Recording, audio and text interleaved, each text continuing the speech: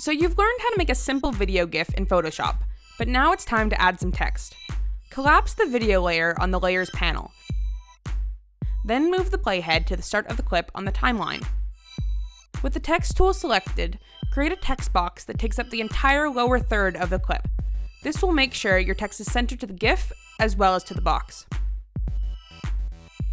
Type your text and adjust the size until you're happy with it and it is easy to read. In terms of font, most GIFs use something simple. The usual choice is either Calibri or Arial, but you can have fun with it. You'll also notice that most GIFs with captions use bold and italic to make them stand out even more. Pick any color you want. Choose something that sticks out against your background.